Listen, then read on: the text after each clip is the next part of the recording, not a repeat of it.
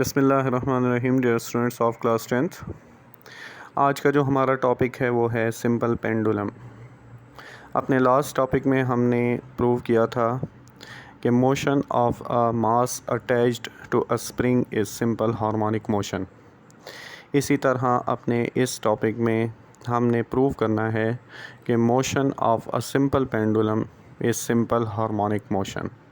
ठीक है, यानी सिंपल हार्मोनिक मोशन की जो डेफिनीशन और स्टेटमेंट जो आप लोगों को मैं रिवाइज़ करवा देता हूँ, जो आप लोगों ने पढ़ी थी कि the type of vibratory motion in which acceleration is directly proportional to the displacement and the direction of acceleration is always towards the mean position। ठीक है, तो यही स्टेटमेंट, इसी डेफिनीशन को हमने प्रूव करना है कि सिंपल पेंडुलम की जो मोशन है वो भी सिंपल हार्मोनिक मोशन होती है। ठीक है, तो सिंपल पेंडुलम जो होता है इसका थोड़ा सा इंट्रोडक्शन कर देते हैं कि what is a simple pendulum. A simple pendulum is an idealized model consisting of a point mass suspended by a weightless, inextensible string supported from a fixed frictionless support। ठीक है, यानी एक मेटल का Bob होता है जिसको एक string के ज़रिए से अटैच किया गया होता है और इस स्ट्रिंग को एक फ्रिक्शनलेस सपोर्ट के साथ हैंग किया गया होता है। स्ट्रिंग जो होती है वो इनएक्सटेंसिबल होती है क्योंकि अगर इसमें लचक होगी तो फिर पेंडुलम की मोशन जो होती है वो अफेक्टेड हो जाएगी। इसी तरह स्ट्रिंग को किसी भी फ्रिक्शनलेस सपोर्ट के साथ सपोर्ट दी गई होती है क्योंकि अगर जिस सपोर्ट के साथ स्ट्रिंग को बांधा गया होता है तो अगर उसमें फ्रिक्शन होगी तो फिर motion of pendulum will be affected, यानी पेंडुलम की मोशन जो होगी वो असरअंदाज होगी। ठीक है, तो इसलिए ये दो चीज़ें जो हैं तो इंतहाई ज़रूरी होती हैं। एक तो ये कि जिस स्ट्रिंग के साथ इस मेटालिक बॉब को हैंग किया गया होता है वो स्ट्रिंग जो होगी वो इनएक्सटेंसिबल होगी, यानी गैर लचकदार होगी। और दूसरी बात यह है कि जिस सपोर्ट के साथ इसको हैंग किया गया है तो उस सपोर्ट के साथ इसकी कोई भी फ्रिक्शन नहीं होगी क्योंकि फ्रिक्शन की वजह से इसकी मोशन जो है तो अफेक्टेड होगी। पेंडुलम की जो मोशन होती है, पेंडुलम जब अपनी मीन पोजीशन पर होता है यानी फ्रीली हैंग कर रहा होता है तो ये अपनी स्टेबल इक्विलिब्रियम की हालत में होता है, यानी इस पर लगने वाली तमाम फोर्सेस एक दूसरे के इफ़ेक्ट को कैंसिल कर रही होती हैं। ठीक है, इस पर लगने वाली फोर्सेस कौन कौन सी हैं? एक तो इसके मास का जो वेट है वो इसको डाउनवर्ड अट्रैक्ट कर रहा होता है, यानी ज़मीन की जो फोर्स ऑफ अट्रैक्शन है जिसको हम वेट कहते हैं उसकी डायरेक्शन, इस फोर्स की डायरेक्शन जो होती है downwards towards the centre of earth होती है। दूसरी जो फोर्स इस पर एक्ट कर रही होती है वो स्ट्रिंग के अंदर जो टेंशन होती है। ठीक है, इस टेंशन की वजह से जो है तो इसको अपवर्ड फोर्स मिल रही होती है। ठीक है, इसके अलावा भी फोर्सेस हैं, एयर रेजिस्टेंस वगैरह की फोर्सेस। तो ये सारी फोर्सेस एक दूसरे के इफ़ेक्ट को, स्पेशली जो डाउनवर्ड फोर्स है और अपवर्ड फोर्स है, डाउनवर्ड वेट फोर्स है और upward tension in the string force है, ये फोर्सेस एक दूसरे के इफ़ेक्ट को कैंसिल कर रही होती हैं जिसकी वजह से ये पेंडुलम जो होता है ये अपनी मीन पोजीशन पर हमेशा स्टेबल इक्विलिब्रियम की हालत में होता है।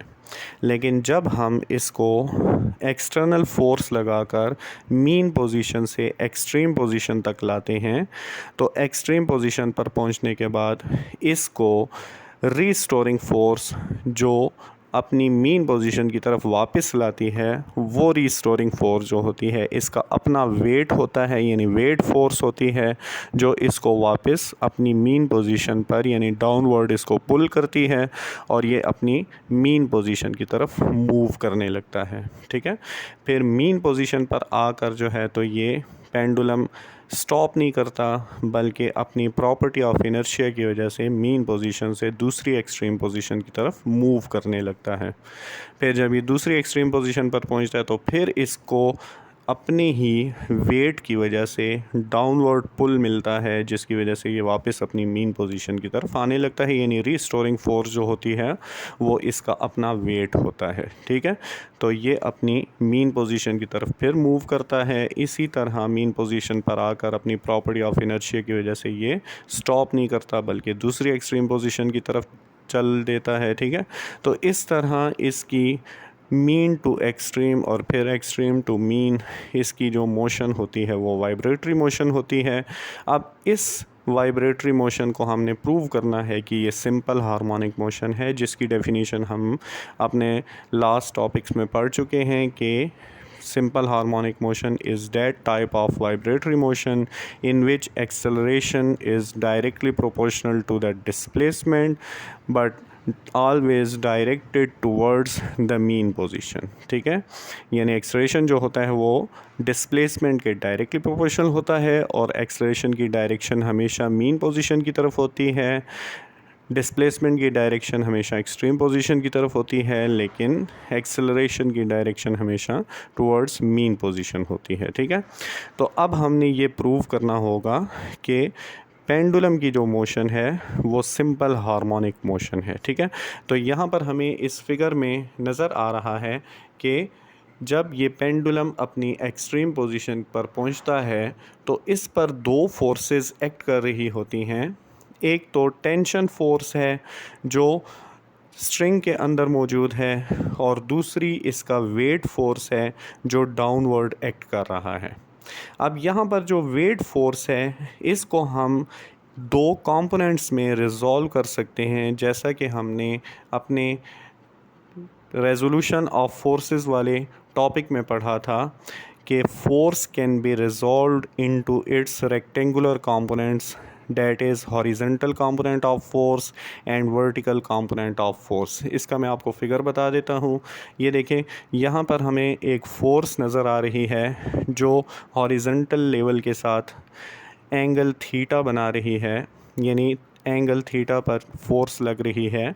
और इस फोर्स के दो कंपोनेंट्स हैं, एक हॉरिजॉन्टल एक्स एक्सिस के साथ पैरेलल है और दूसरा वर्टिकल वाई एक्सिस के साथ पैरेलल है। जो कंपोनेंट हॉरिजॉन्टल लेवल के साथ पैरेलल है उसको हम हॉरिजॉन्टल कंपोनेंट ऑफ फोर्स कहते हैं, और जो कंपोनेंट वर्टिकल डायरेक्शन में है उसको हम वर्टिकल कंपोनेंट ऑफ फोर्स यानी एफ वाई कहते हैं, ठीक है। तो हमें ये बाय फार्मूलाज ये हमें डेफिनेशन मिलती है कि एफ एक्स यानी horizontal component of force will always be equal to F cos theta and vertical component of force F Y will always be equal to F sine theta, ठीक है। तो यहाँ पर हमारे पास जो फोर्स है, इस फोर्स को भी हमने दो कंपोनेंट्स में रिजॉल्व किया हुआ है। एक है हॉरिजॉन्टल कंपोनेंट ऑफ फोर्स यानी W cos थीटा, जिसको हम mg cos थीटा कहते हैं, और दूसरा है वर्टिकल कंपोनेंट ऑफ फोर्स यानी W sin थीटा, जिसको हम mg sin थीटा भी कह सकते हैं। और W फोर्स जो है वेट फोर्स, इसकी डायरेक्शन जो है तो towards the centre of the earth है, ठीक है। तो W फोर्स यानी W is equal to mg force जो है इसको हमने दो कंपोनेंट्स में रिजॉल्व किया हुआ है। एक है mg cos थीटा और दूसरी है mg sin थीटा।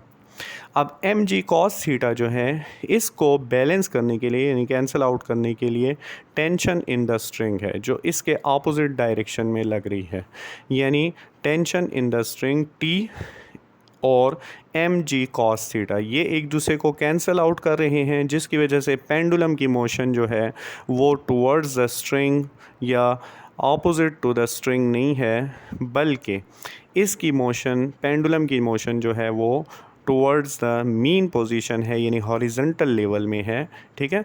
तो इसलिए जो इफ़ेक्टिव कंपोनेंट है वेट फोर्स का वो है mg sin थीटा, ठीक है। तो हम इस वेट फोर्स को यानी टोटल फोर्स हम ले लेते हैं F नेट, ठीक है, यानी F restoring force is equal to minus mg sin theta.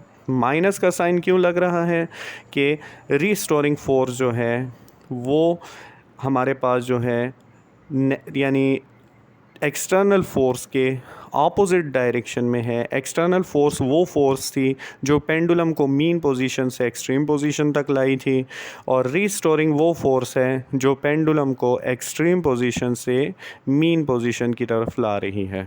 ठीक है, तो एफ रीस्टोरिंग फोर्स जो है ये हमारे पास -mg साइन थीटा के इक्वल है। क्लियर हो गया। इसके बाद हम देखते हैं कि साइन थीटा जो है वो इक्वल है x डिवाइडेड बाय l के, यानी horizontal component vertical component divided by horizontal component. ठीक हो गया, यानी ऑपोजिट जो हमारे पास जो एंगल के ऑपोजिट साइड होती है डिवाइडेड बाय एंगल के जो एडजेसेंट साइड होती है। ऑपोजिट साइड है हमारे पास x और एडजेसेंट साइड है हमारे पास l। ठीक हो गया, तो साइन थीटा जो होता है वो opposite side divided by adjacent side के इक्वल होता है। तो हमारे पास जो फार्मूला बन जाएगा वो होगा F restoring is equal to -mg x divided by l। ठीक है, इसको हम इक्वेशन नंबर 3 का नाम दे देते हैं। फिर इसके बाद जो है तो F restoring is directly proportional to -x। ठीक है, ये हमने प्रूव करना होगा। तो according to Newton second law of motion F is equal to ma। ठीक है, F restoring is equal to -x। ठीक है, क्योंकि mg और l जो है इक्वेशन नंबर 3 में ये तीनों वैल्यूज़ जो हैं तो कांस्टेंट वैल्यूज़ हैं।